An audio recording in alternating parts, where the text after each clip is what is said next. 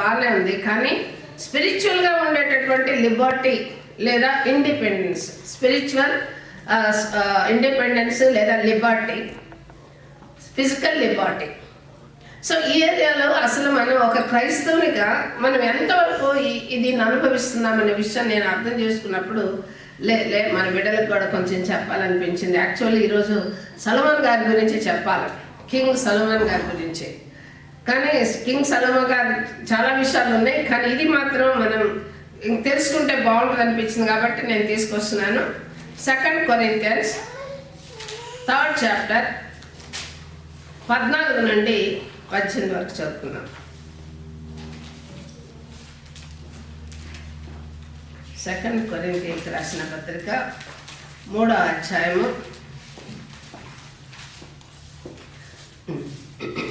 14 నుండి. మరియు వారి 12 నుంచి చదివితే అండర్స్టాండింగ్ బాగుంది. తగ్గిపోవచ్చిన మహిమ యొక్క అంతమును ఇశ్రాయేలీయులు తేరి చూడకుండానట్లు మోషే తన ముఖము మీద ముసుగు వేసుకొనెను. మేమట్లు చేయక ఇటు నిరీక్షణ గలవారమై బహుధైర్యముగా మాట్లాడుచున్నాం. మరియు వారి మనస్సులు కఠినములాయన కనుక నేటి వరకు పాత నిబంధన చదవబడినప్పుడు అది క్రీస్తునందు కొట్టివేయబడినని వారికి తేటపరచబడక ఆ ముసుకే నిలిచిన్నది. నేటి వరకున మోషే గ్రంథము వారు చదువునప్పుడెల్లా ముసుగు వారి ముఖము వారి హృదయముల మీద నున్నది, కానీ వారి హృదయము ప్రభు వైపునకు ఎప్పుడు తిరుగునో అప్పుడు ముసుగు తీసివేయబడును. ప్రభువే ఆత్మ, ప్రభు యొక్క ఆత్మ ఎక్కడ ఉండునో అక్కడ స్వాతంత్రం ఉండును. మనమందరము ముసుగులేని ముఖంతో ప్రభు యొక్క మహిమను అద్దం వలె ప్రతిఫలింపజేయచ్చు, మహిమ నుండి అధిక మహిమను పొందచ్చు. ప్రభువకు ఆత్మ చేత ఆ పోలికగా మార్చబడుచున్నాము.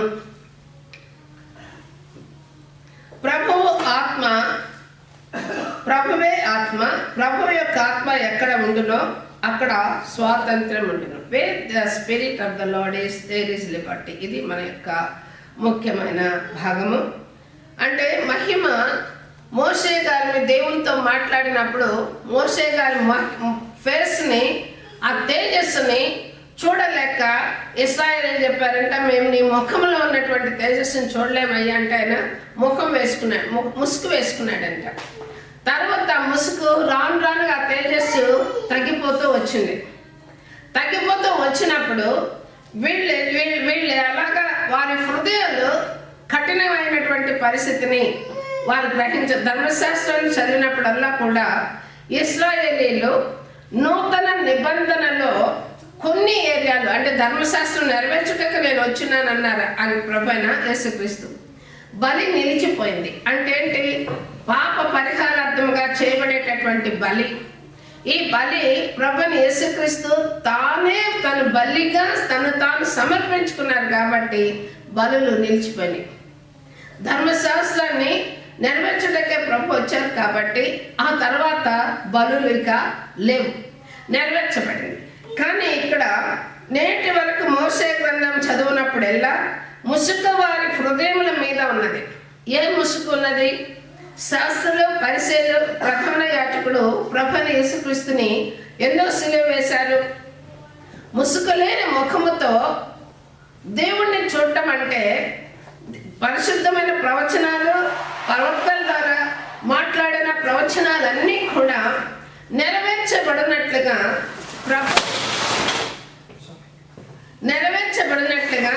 ప్రభువు ఈ మాటలన్నీ నెరవేర్చారు. క్రీస్తు కన్యక గర్భవతి కుమారుని కనులో యేసుక్రీస్తు ఈ లోకంలోకి వచ్చినది నెరవేర్చబడింది.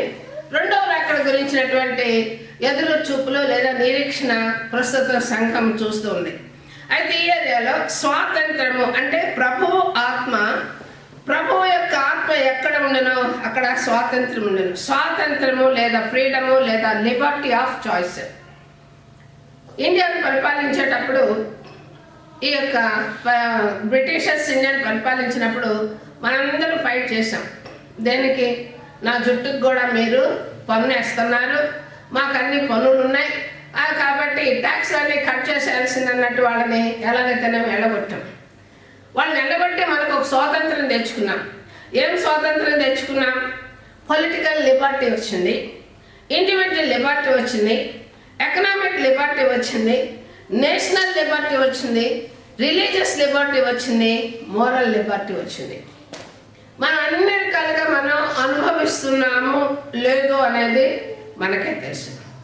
Liberty of choice whether what ever occupation one wishes. Dictionary ప్రకారం ఏంటంటే ఆ లిబర్టీ, ఇప్పుడు నేను డాక్టర్ని అవ్వాలంటే నేను డాక్టర్నే అవుతాననేటటువంటి లిబర్టీని మనం ఉపయోగించుకుంటున్నాం. కానీ ఆ రోజుల్లో 400 సంవత్సరాల క్రితం అసలు ఊర్లోకే రాకూడదు, చదవకూడదు, చదవడానికే వీల్లేదు, ఓన్లీ కొన్ని ఏరియాలో వాళ్ళు మాత్రమే చదవాలనేటటువంటి లిబర్టీ అనేది మన ఇండియాకి లేదు. ఒక్కొక్క కంట్రీలో ఒక్కొక్క రకమైన లిబర్టీ లేదు. కొన్ని కంట్రీస్లో మిలిటరీ ప్రభుత్వం ఉంది, వాళ్ళకి మాట్లాడడానికి జర్నలిజానికి లిబర్టీ లేదు. సో మనకి లిబర్టీ ఎక్కువైపోయి యూట్యూబ్లో పాస్టర్లను తిట్టడం ఎక్కువైపోయింది. లిబర్టీ చాలా ఎక్కువైపోయింది. లిబర్టీని మిస్యూజ్ చేస్తున్నాము మనోళ్ళు.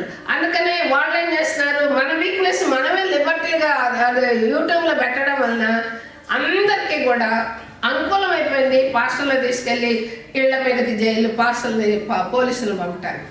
Very sad. ప్రవీణ్ గారు మన దగ్గర కూడా వచ్చారు, వారి దగ్గరికి పోలీసులు పోవడం అనేది వెరీ సాడ్. సో ఈ ఏరియాలో మనల్ని కొన్నిసార్లు చూస్తే Liberty of opinion and Liberty of worship. ప్రపంచంలో వచ్చినటువంటి ఈ స్వాతంత్రము లేదా ఇండియాకు వచ్చిన స్వాతంత్రము వల్ల ఏం చేశామంటే, మనం ఇండియా హిందూ కంట్రీ అయినప్పటికీ మనం ఏ దేవుడినైనా మనకి ఇష్టమైన దేవుడిని వర్షిప్ చేసుకోవచ్చు అనేటటువంటి ఒక లిబర్టీని, ఒక స్వాతంత్రాన్ని మనము అనుభవిస్తూ వచ్చున్నాం. అయితే అసలు ఇండియాకి ఒక స్వాతంత్రము అంటే బ్రిటిషర్స్ కింద, ఆ బాండేజ్ కింద మనం ఉన్నాం కాబట్టి మన వాళ్ళు ఫైట్ చేసో, అహింస చేసో, లేకుంటే చనిపోయో, యుద్ధాలు చేసో, ఉప్పు సత్యాగ్రహాలు చేసో, ఎలాగైతేనే ఆ యొక్క లిబర్టీని తెచ్చుకున్నాము. ఈ యొక్క 70-80 సంవత్సరాల నుంచి లిబర్టీని ఎంజాయ్ చేస్తున్నాం. లిబర్టీ బాగా ఎంజాయ్ చేస్తుంది ఎవరు అని అంటే మన దేశంలో, ఈ మాట ఎందులో బయటకి, పొలిటీషియన్స్ వాళ్ళకి ఇష్టమైతే యంగ్ గర్ల్స్ని తీసుకెళ్ళచ్చు, వాళ్ళకి ఇష్టమైతే ఏ ఫామ్ హౌస్నైనా ఎంజాయ్ చేయొచ్చు, వాళ్ళకి ఇష్టమైతే ఏదైనా చేయొచ్చు. అదే ఒక బీదోడో ఎవడో చేశాడు అనుకో, ఎగ్జాంపుల్ నిన్నెవరో ఒక పిల్లని ఏదో చేశారంట, వాళ్ళందరూ కూడా తిరుగుతున్నారు పోలీసులు. అదే వాళ్ళ పొలిటీషియన్స్ చేస్తే వాళ్ళు అనడానికి ధైర్యం మన ఇండియాలో ఎవరికి లేదు, మనకు కూడా లేదు. ఎందుకంటే ఎవరైనా ఏదైనా మాట్లాడితే అన్ని వెనక నుంచి ముందు నుంచి అన్ని తవ్వి ఏ రోజు టైం దొరుకుద్దని వాళ్ళు నేర్చుకోవడానికి రెడీగా ఉంటారు. ఈ లిబర్టీని ఎంజాయ్ చేస్తుంది ఎవరు అని అంటే పొలిటీషియన్స్. సో ఇది ఫిజికల్ లిబర్టీ అనుకున్నాం. స్పిరిచువల్ లిబర్టీ అంటే అసలు స్పిరిచువల్ బాండేజ్ అంటే మనకు అర్థం అవ్వాలి. దేనిలో మన ఆత్మ బంధింపబడుతుంది, దేనిలో మన ఒక ఆత్మ విడుదల కావాలి, ఆ విడుదలని ప్రభువైన యేసుక్రీస్తు వారు మనకి ఎలాగ ఇచ్చారు, ఇచ్చినటువంటి ఈ లిబర్టీని లేదా ఈ స్వాతంత్రాన్ని ఒక క్రైస్తవుడిగా మనం ఎలా ఎంజాయ్ చేస్తున్నాం. సెక్యులర్ లైఫ్లో దేశాన్ని పరిపాలించి ఏ దేశమైనా, ఏ కాంటినెంట్ అయినా, ఏ కంట్రీ అయినా లీడ్ చేసేవాళ్ళు లిబర్టీ, అన్ని రకాలైన లిబర్టీని వాళ్ళు ఎంజాయ్ చేస్తారు.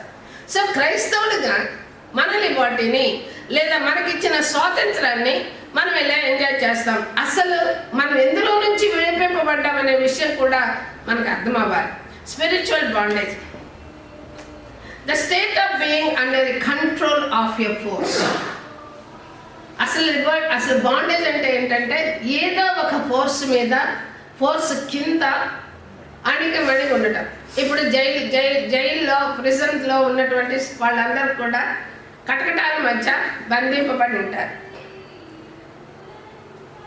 నిన్న ఒక చిన్న ఇది నేను చూశాను, కాకిపోయి ప్యారెట్ని అడుగుతుంది, ఎందుకు నువ్వు కేజీలో ఉన్నావు, నేను చూడు కావు అనుకుంటా దేశమంతా తిరుక్కుంటాను, నువ్వెందుకు కేజీలో ఉన్నావు అని అడుగుతుంది.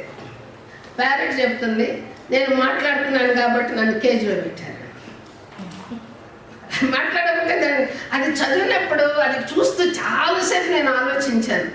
నిజం కదా, ఒక పాస్టర్ మాట్లాడితే ఆయనకి పాపం ప్రవీణ్ గారికి అంత ప్రాబ్లం. ఏది అదేమంటారు, క్రిస్టియన్ ఛానల్స్ని, క్రిస్టియన్స్ పాస్టర్స్ని ఏ రూట్లో మాట్లాడినా క్రిటిసిజం. ఇవన్నీ చూసిన హిందువులు ఏం చేస్తున్నారు, వాళ్ళు మనల్ని ఎలాగ రోడ్డు మీదకి ఏడ్చాలో వాళ్ళు ప్లాన్స్ మనమే ఇస్తున్నాం, మనమే ఇస్తున్నాం. సో మనకు పొందినటువంటి లిబర్టీ ఏంటి? Christian liberty is from yoke of bondage. ప్రభువైన యేసుక్రీస్తు ఏమంటున్నాడు? ప్రయాసపడి భారం మోచున్న సమస్త జనులారా నా యొద్దకు రండి, నేను మీకు విశ్రాంతినిస్తాను. అంటే ఏమనుకుంటారు? ఉద్యోగం లేకపోతే, పెళ్లి కాకపోతే, పిల్లలు పుట్టకపోతే, లేకుంటే లోక సంబంధమైన బ్లెస్సింగ్స్ అన్నీ లేకపోతే ఈ బాండేజ్ అనుకుంటాం. అదే నిజంగా బాండేజ్? అసలు బాండేజ్ ఏంటి? అసలు ఇవి కాదు మెయిన్ బాండేజ్లు. ఇవన్నీ నీకు ఏది అవసరమో దేవునికి ముందే తెలుసు. తిండి, బట్ట, షెల్టర్, ఈ మాత్రము ఏ దేశం పైన, ఏ కంట్రీ పైన దేవుని స్వరూపంలో మనుషుడు పుట్టాడు కాబట్టి మనిషి అడుక్కు తినేవాడికి కూడా దేవుడు ఆ రోజుకి ఆహారాన్ని సిద్ధపరుస్తాడు. ఏమీ లేకపోతే రోడ్ల మీద పోతున్నా కూడా పండ్లు ఉంటాయి రోడ్డు పక్కన. ఎందుకంటే అందరికీ ఆహారం ఇవ్వడం అనేది దేవుని యొక్క నిర్ణయం. అయితే బాండేజ్ ఏంటి మరి? ప్రయాసపడేది దేనితోటి? ఎప్పుడైతే ప్రభు తండ్రి అయిన దేవుడు వీరిని విడిచిపెట్టి ఏదైనా తోటలో నుంచి వెళ్ళగొట్టారో వీళ్ళలో ఒక ఎంటీనెస్ వచ్చింది. వీళ్ళ హార్ట్ అనేది ఒక గిల్టీ కాన్షియస్లోనికి చిక్కుకొని పోయింది. గిల్టీ, దేవునికి వ్యతిరేకంగా చేశానే, దేవునితో సహవాసాన్ని కోల్పోయానే అనేటటువంటి గిల్టీ కాన్షియస్ తోటి ఒక భయం వచ్చింది. ఆ భయంతో వాళ్ళు దాక్కున్నారు. ఇది అస్సలు బాండేజ్. లిబర్టీ అంటే దేవునితోటి డైరెక్ట్గా హ్యాపీగా మాట్లాడుకునేటటువంటి లిబర్టీని వాళ్ళు కోల్పోయినందువలన ఈ బాండేజ్కి వెళ్ళిపోయినారు. ఈ బాండేజ్ గురించి మాట్లాడుతూ యెషయా గ్రంథంలో ఒక మాట ఉంది చూడండి. 61వ అధ్యాయం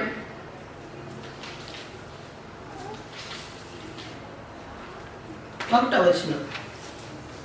యెషయా గ్రంథం. ప్రభువుకి యెహోవా నా మీదకి వచ్చి అన్నట్టు దీనులకు సువర్తమానము ప్రకటించుటకు యెహోవాను అభిషేకించడు. నలిగిన హృదయం గల వారిని దృఢపరచుటకును, చెరలోనున్న వారిని విడుదలను, బంధించబడిన వారికి విముక్తిని ప్రకటించుటకు. దేవుని స్తోత్రం. దేవునిలో బంధింపబడింది మనిషి యొక్క హృదయం, మనస్సు, మైండ్ గిల్టీనెస్ తోటి బంధింపబడింది. ఈ గిల్టీనెస్ లో నుంచి బయటకు తీసుకురావడానికి ఆత్మ, ప్రభువు యెహోవా ఆత్మ నా మీదకి వచ్చినది. దీనులకు సువర్తమానం ప్రకటించుటకు యెహోవా నన్ను అభిషేకించును. నలిగిన హృదయం గల వారిని దృఢపరచుటకు. హృదయంలో ఉన్న బాధ ఎవరికైనా కనపడుతుందా? ఎవరికైనా కనిపిస్తుందా? వాళ్ళు ఎవరు నొచ్చుకుంటున్నారో, దేనికి నొచ్చుకుంటున్నారో, దేనికి బాధపడుతున్నారో, ఏం జరిగిందో, హృదయం ఏం జరుగుతుందో ఎవరికి తెలియదు. ముఖంలో నీ ముఖాన్ని బట్టి హృదయంలో ఉన్న బాధని కనుక్కోవడం కష్టం. ముఖాన్ని బట్టి ఒక వీళ్ళకి ఏదో దుఃఖం ఉందని తెలుస్తుంది, కానీ ఏదో దుఃఖమో ఎందుకు వచ్చిందనేది ఎవరికి తెలియదు. కనుక నలిగిన హృదయం గల వారిని దృఢపరచుటకును, చెరలోనున్న వారిని విడుదలకును. ఏ చెర? ఇందాకే మనం మాట్లాడుకుంటున్నాం. ఏ చెర? ఏ ప్రిజన్? Guilty conscious. నేను దేవునికి వ్యతిరేకంగా ఉన్నాను, ఆజ్ఞలకు 10 ఆజ్ఞలకు వ్యతిరేకంగా ఉన్నాను, లేదా 2 ఆజ్ఞలకు వ్యతిరేకంగా ఉన్నప్పుడు మనలో ఒక గిల్టీ కాన్షియస్ వస్తుంది. దాన్ని ఎవరు కడగలేరు. ఎవరికి చొప్పున కూడా దానిలో నుంచి రెస్ట్ ఉండదు, విశ్రాంతి ఉండదు, నిద్ర కూడా ఉండదు. రెస్ట్లెస్గా ఉంటాం మనం. సో చెరలోనున్న వారికి విడుదలను, బంధింపబడిన వారికి విముక్తిని ప్రకటించుటకు. దేనిలో బంధింపబడతాము? కొన్ని విషయాలు మనం చూసుకుందాం. Bondage of wickedness. దేనిలో బంధింపబడిన వాళ్ళకి ఆ హార్ట్ లేదా ఆ సోల్ లేదా ఆ యొక్క స్పిరిట్, మనిషి యొక్క స్పిరిట్ని ఎలా బంధింపబడుతుంది, దేనిలో బంధింపబడుతుంది, ఎందుకు బంధింపబడుతుంది, దానిలో నుంచి ప్రభువైన యేసుక్రీస్తు మనకి ఎలాగ సువర్తమానాన్ని ప్రకటించి దానిలో నుంచి విడుదలిచ్చారు. మొదటిగా మనం చూద్దాం ప్రొవర్బ్స్, సామెతల గ్రంథం 5వ అధ్యాయం 22వ వచనం. ఇంగ్లీష్లో కూడా చదువుకోవాలి. సాయంత్రం 5:22. దుష్టుని దోషములు వారిని చుట్టుపెట్టును, వాడు తన పాప పాశముల వలన బంధింపబడిన. ఇంగ్లీష్లో చదవాలి. The wicked himself and he shall be holden with the cross of his sins. Course. ఇంకా క్వశ్చన్ లేదని ఉందమ్మా English? Any other version? Proverbs 5:22. The iniquities of the wicked ensnare him, and he is held fast in the cords of the sea. వాళ్ళ దుష్టుని దోషములు వానిని చిక్కులు పెట్టను. దోషములు అంటే ఇనిక్విటీస్. అవి 2 రకాలు. మనుషునికి వ్యతిరేకంగా చేసే దోషాలు, దేవునికి వ్యతిరేకంగా చేసేటటువంటి దోషాలు. ఇండియాలో అయితే మన వాళ్ళందరూ ఏ ఒక్క నదిలోకి పోయి మునిగి పైకి రాగానే వాళ్ళన్నీ కడిగేసింది, ఆ నీళ్ళ ఏ గంగాతల్లో కడిగేసింది అని అనుకుంటారు. కానీ హృదయాన్ని కడగదు. అంత మాత్రం వాళ్ళు వెళ్ళిపోయి బయటకు వచ్చిన తర్వాత మేము కడిగేసాము, మేము అందులోంచి విడుదల పొందాము అని కాన్షియస్తో మాత్రం రాదు. కాన్షియస్లో ఆ రెస్ట్ అనేది రాదు. వాడు తన పాప శాపముల వలన బంధింపబడును. అస్సలు ఏం చేస్తంటే ఎంత నిద్రపోయినా కూడా ఇది నేను చేశాను కదా అని రెస్ట్ లేకుండానే ఉంటుంది సోల్. మనిషిలో ఉన్నటువంటి పాప శాపాలు, దుష్టుని యొక్క దోషాలు, బాండేజ్ ఆఫ్ వికెడ్నెస్ వల్ల మన యొక్క సోల్ బంధింపబడుతుంటుంది. రెండోది బాండేజ్ ఆఫ్ సిన్.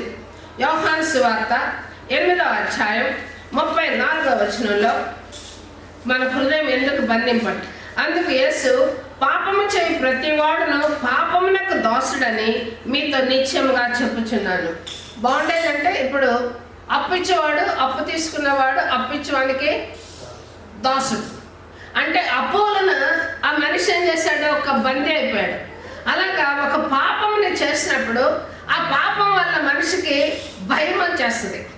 ఆ భయం వల్ల వాడు నన్ను చూసి ఏమనుకుంటాడో, ఎవడు ఏమనుకోడు, ఆ హృదయంలో ఉంటుంది అంతే. ఎవరు ఏమనుకుంటారు, వాళ్ళు ఏమనుకుంటారు, వీళ్ళు ఏమనుకుంటారు, ఆ గిల్టీ కాన్షియస్ అనేది రెస్ట్ లేకుండా చేస్తాయి.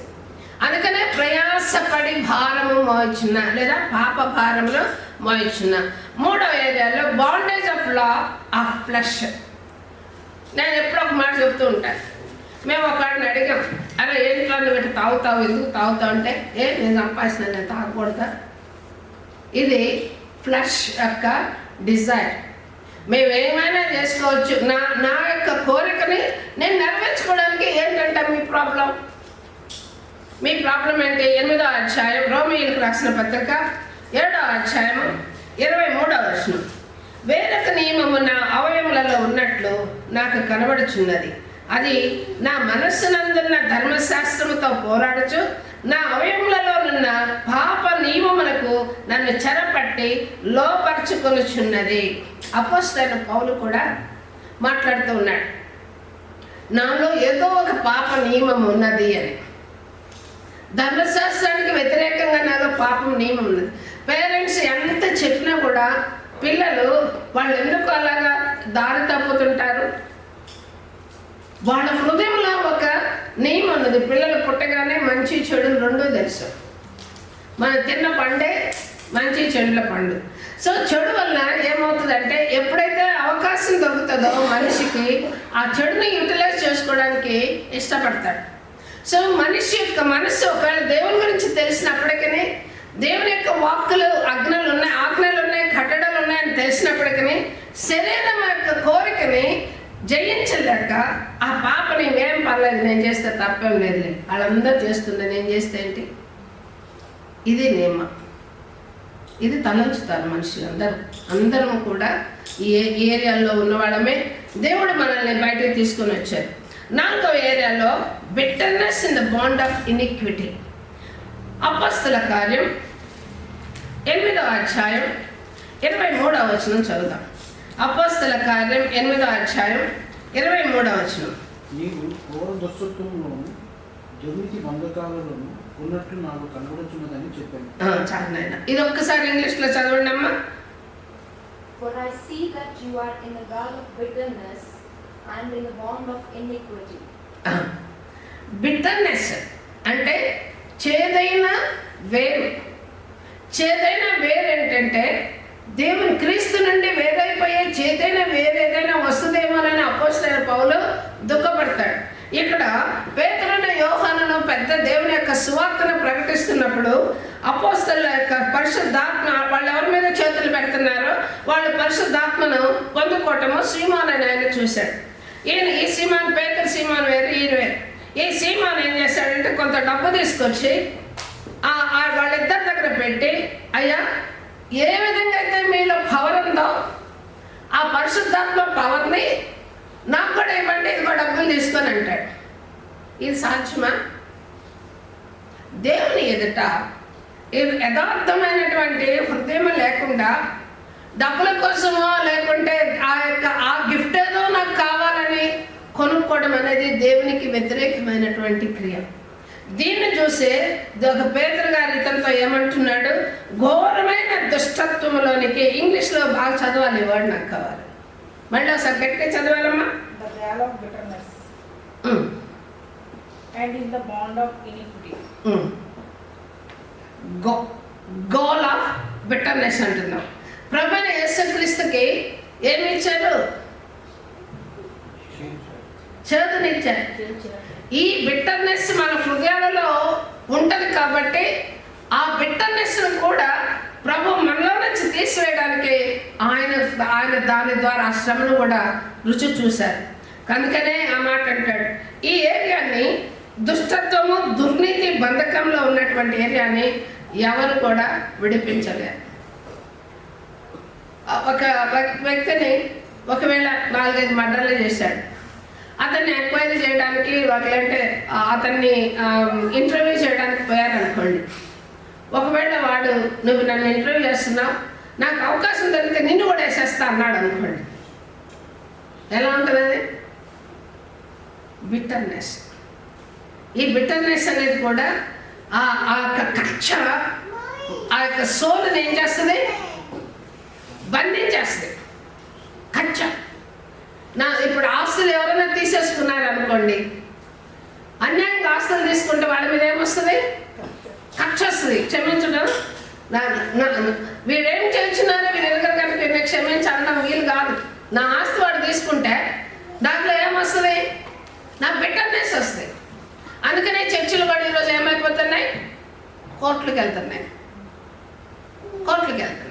సో ఆ యొక్క సోలు లేదా ఆ యొక్క స్పిరిట్, దుష్టత్వమైన స్పిరిట్ ద్వారా మనిషి యొక్క హృదయాలు ఏమైపోతున్నాయి?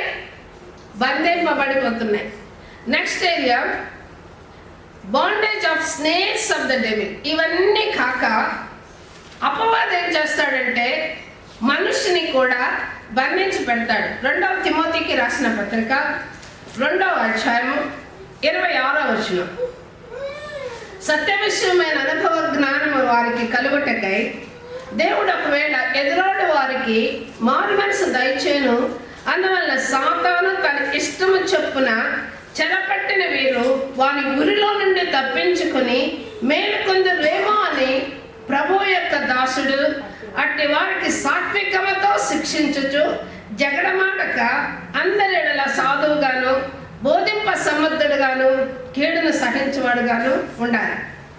అంటే ఇక్కడ సేవకుని గురించి మాట్లాడుతూ ఎటువంటి వారితోటి సేవకుడు ఉండాలి అని అంటే సాతాను చెరపట్టిన వారు.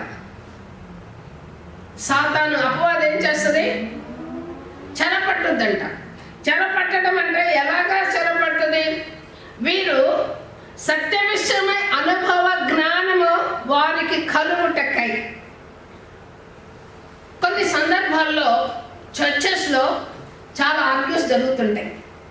చర్చ్ అనేది ఒక ఇన్స్టిట్యూట్, ఒక ట్రాన్స్ఫర్మేషన్ చేసేటటువంటి ఇన్స్టిట్యూట్ ఇది.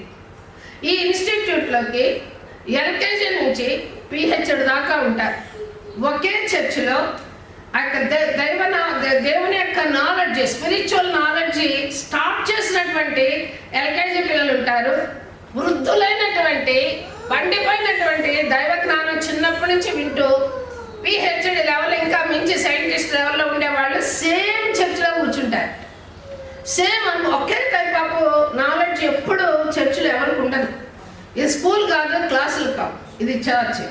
సో ఈ ఏరియాలో ఈ మనుషులందరికీ కూడా డిఫరెంట్ నాలెడ్జ్ ఆఫ్ లెవెల్స్ ఉండడం వలన ఎక్కువగా ఉన్నవాడు తక్కువగా ఉన్నాడు క్రిటిసైజ్ చేయొచ్చు, తక్కువగా ఉన్నవాడు తక్కువగా తెలియకుండా ఉండడం వల్ల ఆర్గ్యూస్ పెంచవచ్చు, అసలుకి తక్కువ ఉన్నటువంటి వాడు ఎక్కువ ఉన్న వాడికి నచ్చకపోవచ్చు. డిఫరెంట్ అండర్స్టాండింగ్స్ ఉంటాయి. ఈ అండర్స్టాండింగ్స్ మూలన మనుషుల మధ్య, విశ్వాసుల మధ్య లేదా సంఘ సభ్యుల మధ్య ఒక యూనిక్విటీ అనేది కోల్పోతారు. యూనిక్విటీ, ఏకత్వం అనేది కోల్పోతారు. అందువలన ఏం కలుగుతుంది?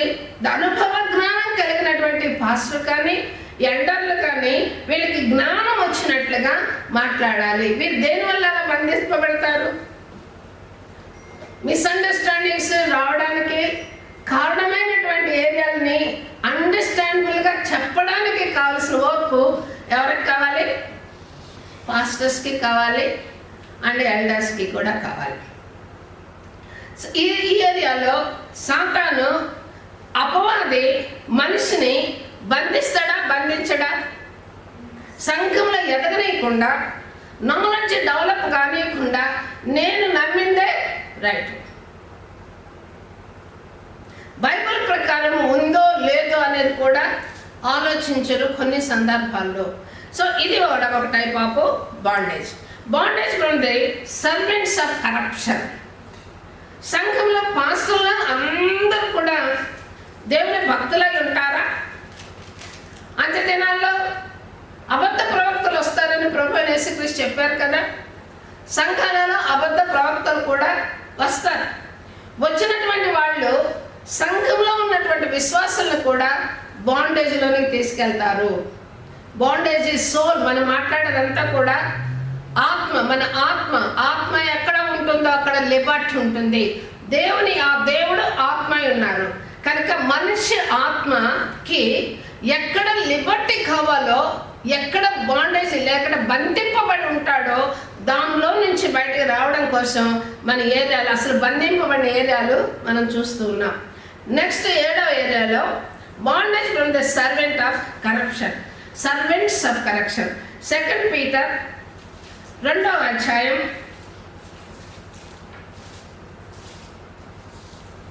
19వ వచనం,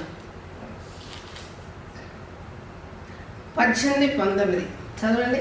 వీరు వ్యర్థమైన డాంబపు మాటలు పలుకుచు తామే శరీర సంబంధమైన దురాశలు గలవారై తప్పుడు మార్గమందు నడుచుకొని వారిలో నుండి అప్పుడే తప్పించుకొని వారిని పోకిరి చేష్టల చేత మరలు ఎందుకు నేర్పిస్తారంటే ఇలాంటి టెంప్టేషన్స్ మేము ఎదుర్కొన్నాము.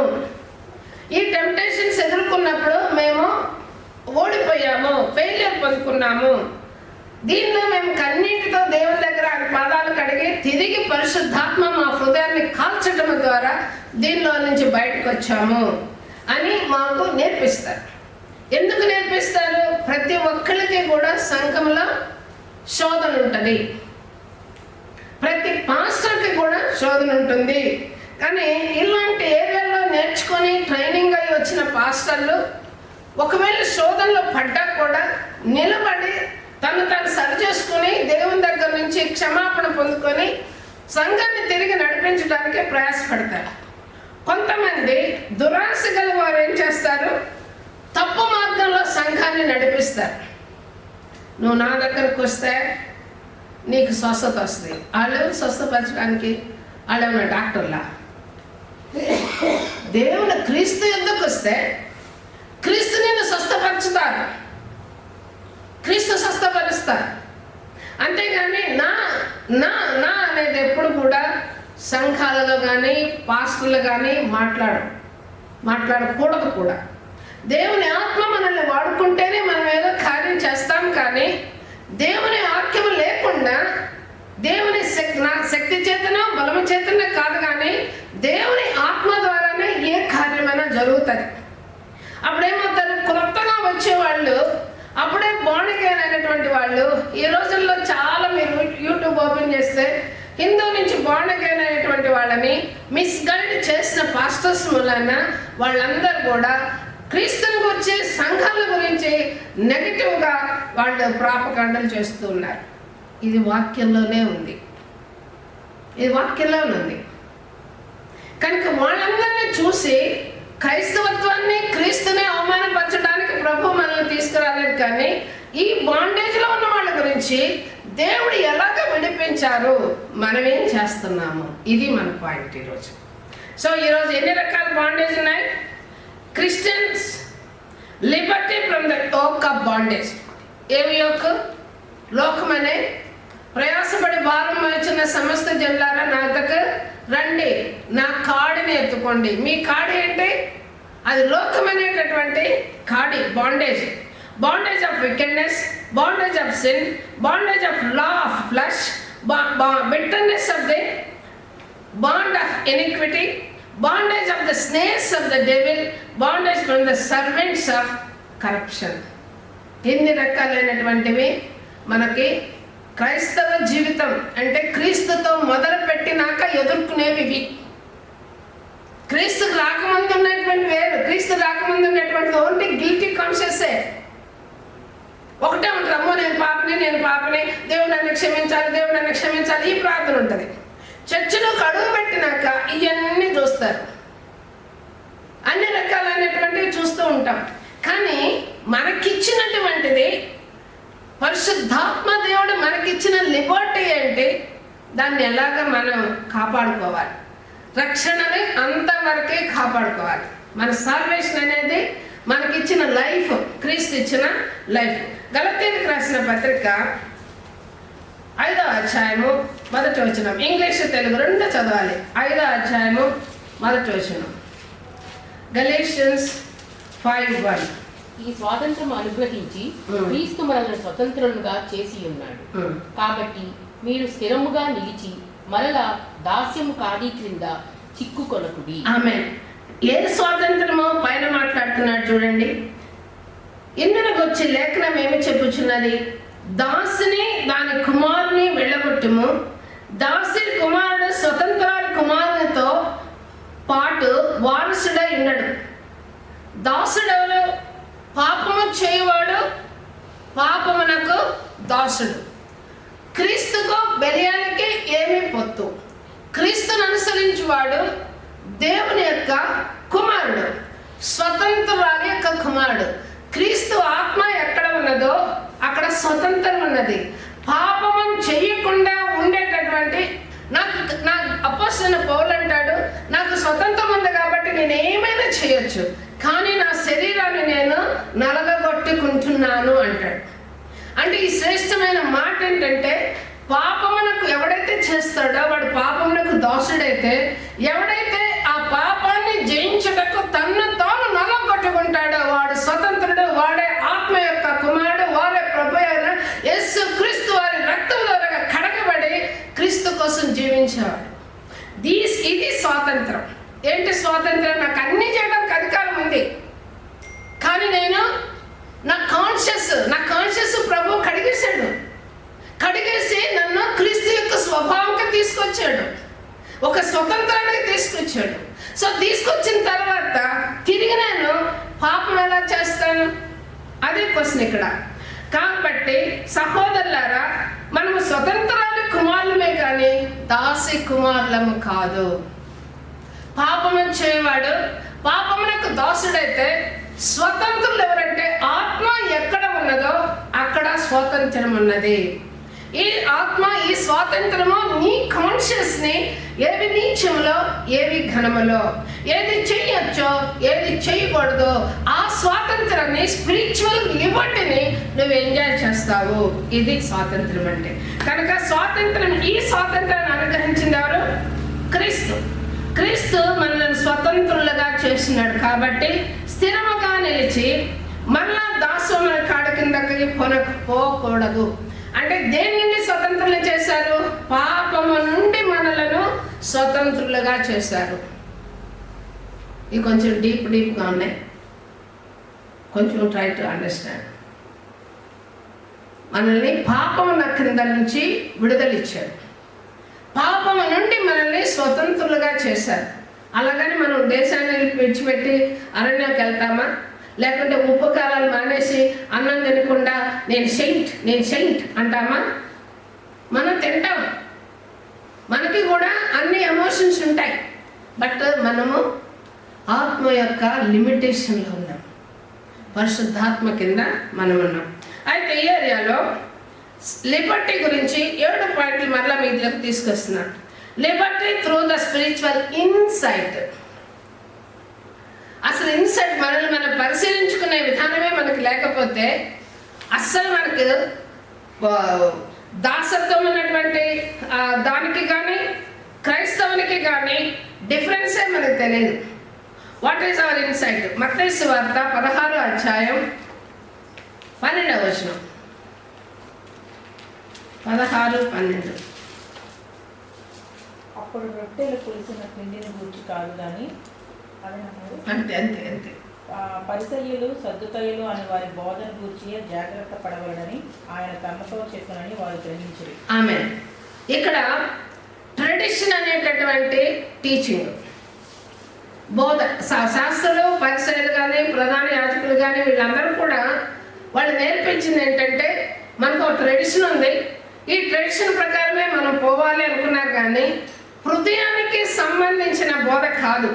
హృదయానికి సంబంధించిన బోధ అయితే ప్రభువైన యేసుక్రీస్తు ఏమంటున్నారంటే 28వ అధ్యాయము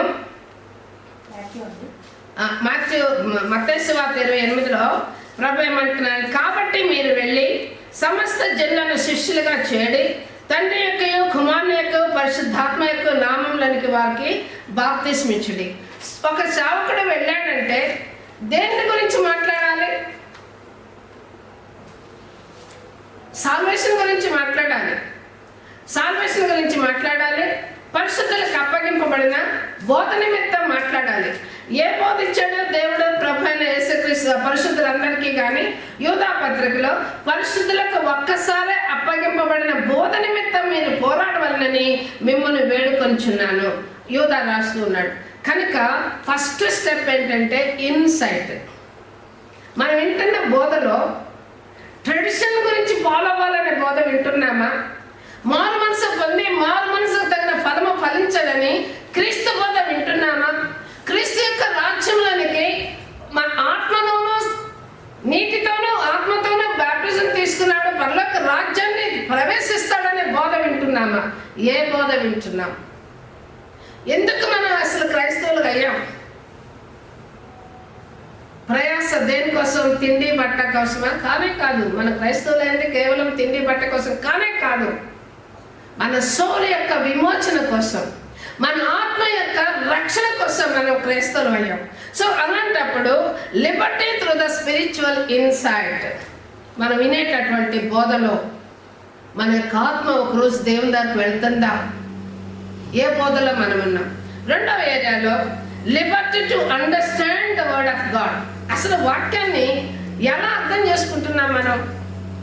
ఆత్మలో జన్మించడం అంటే ఏంటి? నికోదేముకు కూడా పాపం ఆత్మలో జన్మించడం అర్థం కాలేదు, ఎందుకంటే ఆయన బోధకుడే. అందుకు యేసు అతనితో ఇట్లను, అందుకు నికోదేము ముసలివాడైన మనుషుడు ఎలాగ జన్మింపగలడు? రెండవ మారు తల్లి గర్భం మీద ప్రవేశించి జన్మింపగలడా అని ఆయన అడగగా యేసు ఇట్లను, ఒకటి నీటి మూలముగాను ఆత్మ మూలముగాను జన్మించదే కానీ దేవుని రాజ్యంలో ప్రవేశింపలేడని మీతో నిశ్చయముగా చెప్పుచున్నాను. నీటి మూలముగా అంటే ఏంటి? బాప్టిజం తీసుకుంటాం. ఆత్మ మూలంగా అంటే పరిశుద్ధాత్మ పొంది భాష మాట్లాడితే జన్మించడం కానే కాదు. అది కాదు ఆత్మలో జన్మించడం అంటే. నేను పాపనే, ఇంతవరకు నేను పాపనే, నా హృదయంలో పాపం ఉంది, ఇక నుంచి జీవించుచున్నది నేను కాదు, నాలో క్రీస్తు ఆత్మ. ఇది అసలైనటువంటి అండర్స్టాండింగ్. వర్డ్ ఆఫ్ గాడ్ని అండర్స్టాండ్ చేసుకునేది. నేను క్రైస్తవుడు అయ్యింది, క్రైస్తవుడు అయినాక లోకంలో ఎలా జీవిస్తున్నానో ఇప్పుడు కూడా అలాగే జీవిస్తే నేను క్రైస్తవుని కాదు. నేను ఒక లిబర్టీలోకి వచ్చినాను, ఒక స్వాతంత్రంలోకి వచ్చినాను. దేనికి వచ్చినాను? దేవుని యొక్క వాక్ని పరిపూర్ణంగా నేను అర్థం చేసుకుంటే నా గమ్యం ఏంటి? దేవుని రాజ్యంలో ప్రవేశించటం. దేవుని రాజ్యానికి శిష్యులుగా చేయాలంటే ముందు నేను దేవుని రాజ్యంలో ప్రవేశించగలను అనేటటువంటి కాన్సెప్ట్కి నాకు అర్థమైతేనే కదా నేను చెప్తాను. అసలు నాకు గమ్యం తెలియకపోతే దీని గురించి ఎలా బోధిస్తాను? కనుక ఏ ట్రెడిషన్లో మనం ఉన్నాం, ఏం బోధ మనం వింటున్నాం? మూడో ఏరియాలో Liberty through to avoid the word of Christ. దేవుని యొక్క వాక్కులతో నిలిచి ఉండాలి.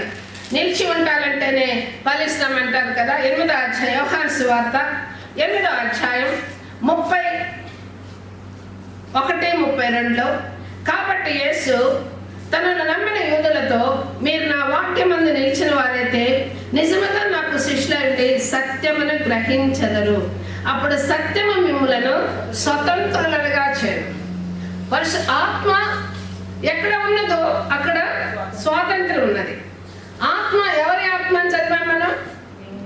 దేవుని ఆత్మ. దేవుని ఆత్మ ఉంటే సత్యమును గ్రహించెదరు. సత్యము నేనే మార్గము, సత్యము, జీవము.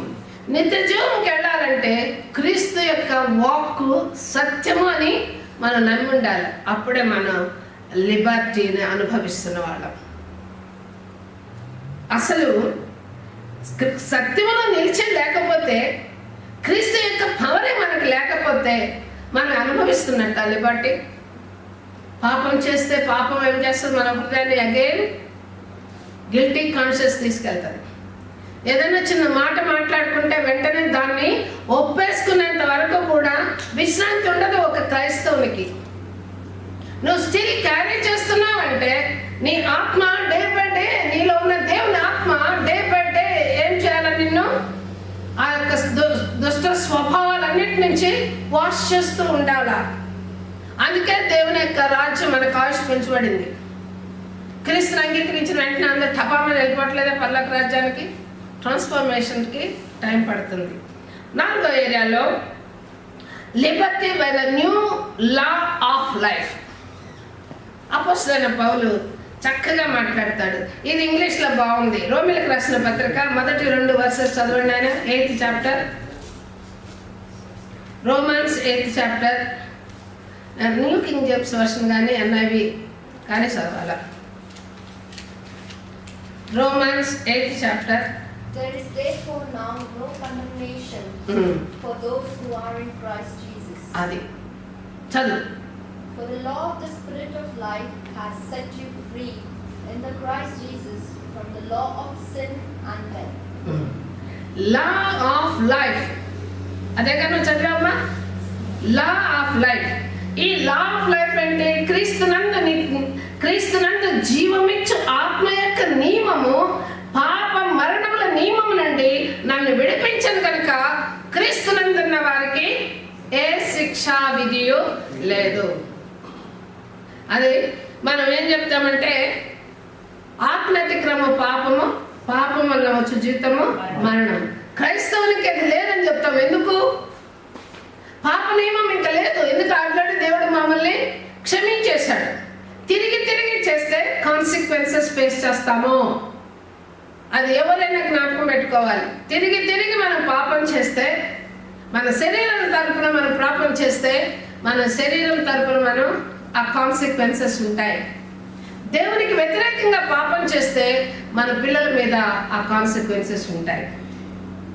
రెండూ ఉంటాయి. కనుక క్రీస్తునందున్న వారికి ఏ శిక్షా విధి లేదు. దేన్ని బట్టి? లా ఆఫ్ లైఫ్, న్యూ లైఫ్. క్రీస్తు మనకి ఇచ్చినటువంటి న్యూ జీవితంలో పాప నియమములు లేనటువంటి, మన మీద ఆ ఆజ్ఞ లేనటువంటి పాపం నియమం, ఆజ్ఞాతిక్రమ పాపం వల్ల వచ్చే జీవితం మరణం అనేది దేవుడు కొట్టివేశాడు. కాబట్టి క్రీస్తునందున్న వారికి ఏ శిక్షా విధి లేదు. సో మనము ఆ ఏరియాలో లిబర్టీ అనుభవిస్తున్నామా? నెక్స్ట్ రెండోది, 5th one, liberty of the soul from the captivity. ఇందాకే చదువుకున్న యెషయా గ్రంథం 61లో బంధింపబడిన వారికి సువార్త ప్రకటించుటకు, దీనులకు సువార్త ప్రకటించుటకు, సువార్త అంటే ఏంటి? చిన్నప్పుడు మేము దీనికి వెళ్ళేవాళ్ళం, అదేంటి పల్లెటూర్లు సువార్త పరిచర్యకి వెళ్ళేవాళ్ళం, ప్రకటించడానికి వెళ్ళేవాళ్ళం. ఒక అమ్మాయి మైక్ పట్టుకొని మా చర్చ్ అమ్మాయి మేము అందరం ఉండేవాళ్ళం. మైక్ పెట్టుకొని నువ్వు క్రిస్టియన్ దగ్గర నిన్ను స్వస్థపరుస్తాడు, నువ్వు క్రిస్టియన్ దగ్గర అని ఊరికి చెప్తూ ఉండేది. ఒకరోజు నేను పట్టుకొని అమ్మాయి ఊరికి వాళ్ళు ఎవరో పాపం క్రిస్టియన్ దగ్గర స్వస్థపరుస్తాడని చెప్తున్నా, ఆయన ఉన్న ఫలానా వాళ్ళు వచ్చేసి నీ స్వస్థతను అనిపించుకొని మళ్ళీ పోయి లోపల్లో పోయిన తర్వాత వాళ్ళు మరీ పాపులుగా చేసేది ఎవరు? క్రైస్తవులే. వాళ్ళు రా అని లాక్కొచ్చి స్వస్థత ఇప్పించి అంత తర్వాత మళ్ళీ పోయి లోకల్ ఏం చేస్తారు? పాపం చేసి క్రీస్తుని తిడతారు, సేవకులను తిడతారు, అందరిని తిడతారు. అసలు బోధించాల్సింది ఏంటి? సువార్త. పాపమునకు వచ్చే జీతము మరణం. పాపమును జయించు, నీ శరీరంలో ఉన్నటువంటి పాపాన్ని జయించు, నీ హృదయంలో ఉన్నటువంటి పాపాన్ని జయించు, పాప నియమం లేనటువంటి క్రీస్తు యొక్క సువార్తను స్వీకరించు. ఇలా చెప్పామనుకో, మేమేమైనా పాపులమా అని ప్రశ్నించేవాళ్ళు కూడా ఉంటారు. కానీ చెప్పవలసిందే మనం చెప్పాలి. నెక్స్ట్ ఆరోదిగా liberty from slavery of men. మనుషులు కూడా భయపెట్టి మా మేనేజర్ వస్తున్నాడు కనుక నేను కొంచెం భయం పెట్టాం. అది న్యాచురల్గా అధికారులకు భయపడాల్సిందే. కానీ కొంతమంది కాళ్ళ కింద పెడతారు మనుషుల్ని. పూర్వం రోజుల్లో మీ నాయన అప్పు చేశాడు కాబట్టి నువ్వు మా ఇంట్లో పెట్టి చాకరీ చేయి. అప్పు నిజంగా ఎప్పుడో తీర్చబడిపోతూ ఉంటుంది. వాళ్ళు చేసే పనికి వాళ్ళకి కూలి ఇస్తే సంవత్సరం అంతా వాళ్ళకి వచ్చిన కూలి కలిపితే వాళ్ళ అప్పు ఎప్పుడో తీరిపోద్ది. కానీ నువ్వు అప్పు తీరలేదు, మీ నాన్న అప్పు తీర్చలేదు కాబట్టి నువ్వు వంశపారంపర్యంగా నువ్వే నాకు స్లేవరీ. ఆ స్లేవరీని ఏం చేశారు? ఆ తర్వాత స్వాతంత్రం వచ్చిన తర్వాత మనకి కొట్టేశారు, ఇక్కడ కూడా కొట్టేశారు. కనబడకుండా స్లేవరీ జరుగుతూనే ఉంటుంది. కనుక స్లేవరీ 34వ అధ్యాయం ఇర్మియా గ్రంథం 34వ అధ్యాయం 16వ వచనం. 34:16.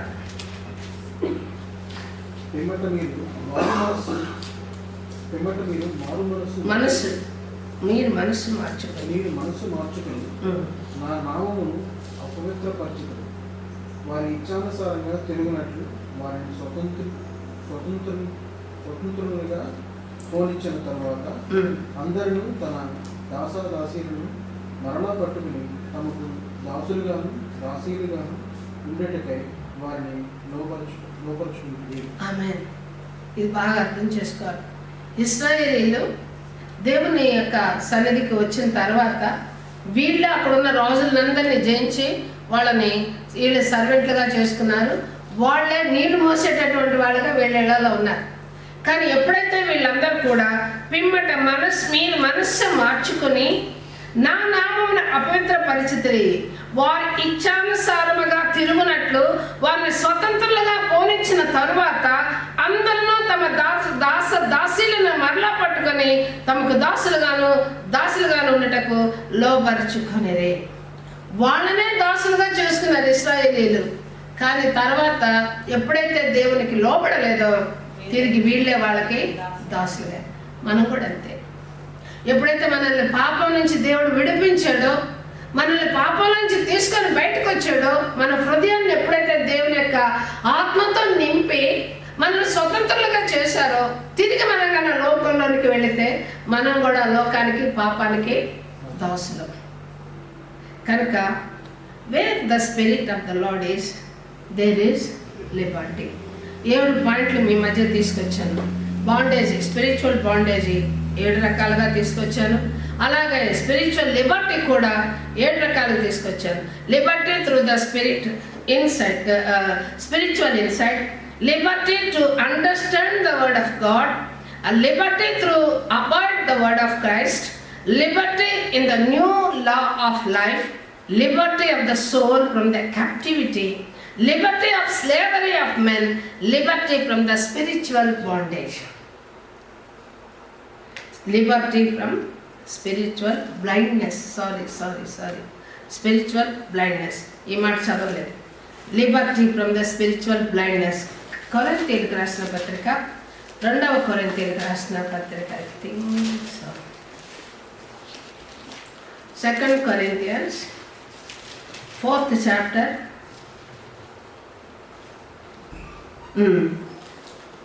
4 to 6, 7వ మాట. దేవుని స్వరూపమై ఉన్న క్రీస్తు మహిమను కనపరచు సువార్త ప్రకాశము వారికి ప్రకాశింపకుండు నిమిత్తము ఈ యుగ సంబంధమైన దేవత అవిశ్వాసులైన వారి మనోనేత్రమునకు గ్రుడ్డితనము కలుగజేసింది.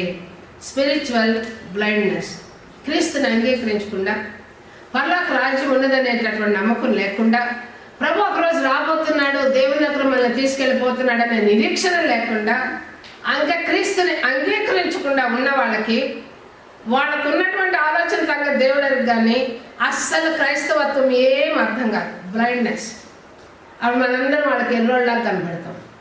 ఏందో వీళ్ళ పిచ్చిలకు ఆనందం, వారం వారం చచ్చిపోతారని మనల్ని హేళన చేస్తారు. ఎందువల్ల? వాళ్ళకు వేళ అలాంటి మనల్ని హేళన చేస్తే మనకు అర్థం అవ్వవలసింది ఏంటంటే, వాళ్ళని క్రిటిసైజ్ చేయడం కాదు, వాళ్ళని అపవాది పట్టేసుకున్నాడు, విశ్వాసం వాళ్ళకి అర్థం కానియకుండా, కనుక వాళ్ళ జోలి మనకు అనవసరం. చేతనైతే మనం వారి కోసం ప్రార్థన చేయాలి. సో 7 పాయింట్లు అయిపోయినాయి. Liberty from the spiritual blindness. అయితే మనం ఏం చేయాలి? ఆఖరి మాట 119వ కీర్తన 45-46 వచనాలు చదువుతున్నాం. 119వ కీర్తన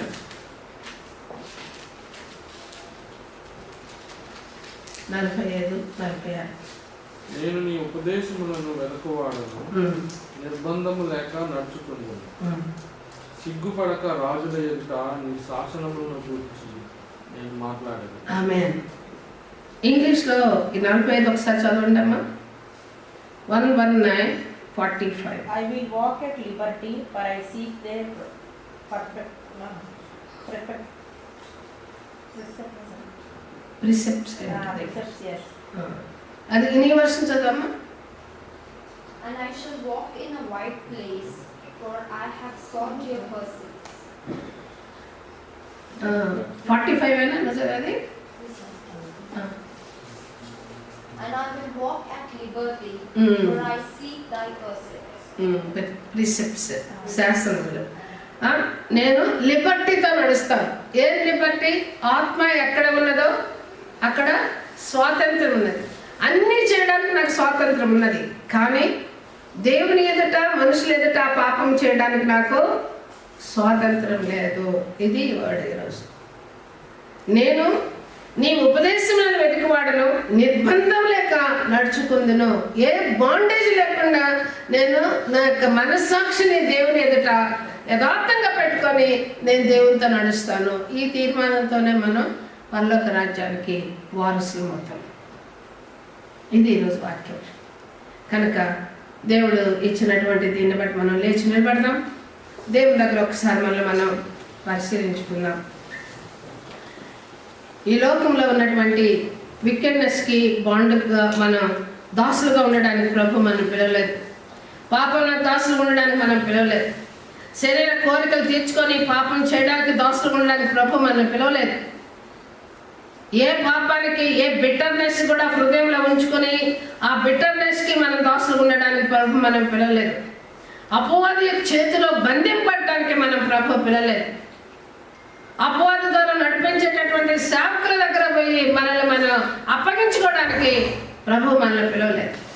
ఆత్మ, దేవుని ఆత్మ మనలో ఉంచి ఆ ఆత్మ ద్వారా స్వతంత్రంగా ఉండినట్లుగా ఆత్మలో జన్మించి పరలోక రాజ్యంలో వారసులుగా ఉండడానికి మనము దేవుని యొక్క సన్నిధిలో ఎదగడానికి ప్రభు మనల్ని పిలిచారు.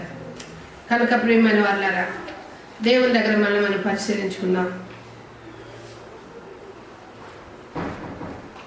ఏ బాండేజ్ అన్న మనం ఒకవేళ మనకు కనబడితే దేవుని దగ్గర ఈరోజు పరిశీలించుకుంటూ, ప్రభా నన్ను క్షమించి ఈ ఏరియాలో నాకు జ్ఞానం ఇచ్చి, ఈ ఏరియాలో నేను నా గమ్యాన్ని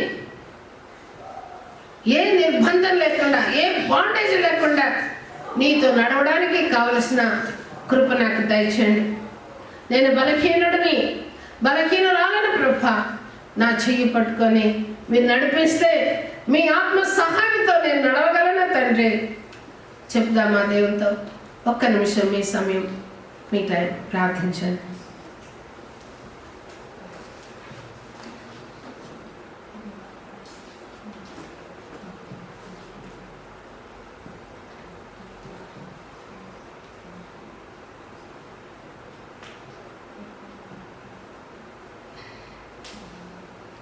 ఈ చేతితో నన్ను పట్టుకో, నీ ఆత్మతో నన్ను నడుపు.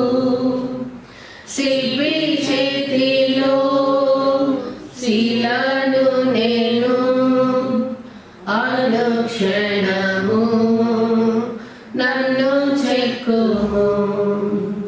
శిల్పి చేతిలో శిలను నేను అనుక్షణము నన్ను చెక్కుము. పరిశుద్ధ ప్రభా, నీ పాదములు స్తోత్రములు తండ్రి. అవును ప్రభా, ఏమి నిజమో ఏమి అబద్ధమో తెలియదు, ఏమి నీచంలో ఏమో ఘనములో తెలియనటువంటి స్థితిలో నుండి శ్రేష్టమైన ఈవులు అనుభవించే స్థితిలోనికి మమ్మల్ని తీసుకొచ్చిన దేవా, మీ పాదముల స్తోత్రములు. మీతో మేము సమ్మతించినందువల్ల నా ప్రభా, భూమి యొక్క మంచి పదార్థాలు మేము అనుభవించినట్లుగా మీ గుప్పులు విప్పి మమ్మల్ని ఆస్వాదించావు తండ్రి. మీ పాదముల స్తోత్రములు. నాయన, మేము నీ యొక్క ఏ నిర్బంధము, పాప శాపముల నిర్బంధం కానీ, శరీరం అనే నిర్బంధం కానీ, మాతో ఉన్న ఫ్రెండ్స్ కానీ, మమ్మల్ని నడిపించేవాళ్ళు కానీ, ఎవరి భయాలు కానీ మాకు లేకుండా ధైర్యంగా నీ వాక్కును అనుసరించి మీతో నడిచేటటువంటి ఆత్మ బలాన్ని మాకు దయచేయండి ప్రభా. ముసుగులేని ముఖముతో నిన్ను చూడాలే తప్ప ఈ భయం అనే ముసుగుతో నా ప్రభా నీ యొక్క సన్నిధికి వచ్చుట వ్యర్థమనా తండ్రి. ఇశ్రాయేలీల ముసుగుతో నా ప్రభా, ట్రెడిషన్ అనే ముసుగుతో నీ ఎందుకు వచ్చారు నా ప్రభా. మాకైతే ఏ ముసుగులో ఏ నిర్బంధమో ఏ యొక్క బాండేజీలు లేకుండా నీతో ఉండాలని నువ్వు మమ్మల్ని స్వతంత్రులుగా చేసావు తండ్రి. ఈ నీ యొక్క చిత్తాన్ని మేము అంగీకరించినట్లుగా మమ్మల్ని అందరినీ కూడా ఎప్పటికీ ప్రభా నీ బలిష్టమైన చేతి కింద దాచమని బ్రతిలాడుతూ త్వరగా నేను వేస్తే నన్ను అడిగి పెట్టుకొంచున్నాం తండ్రి. ఆమేన్. మనం కూర్చున్నాం. ఏం సండే స్కూల్ పిల్లలు రాదు?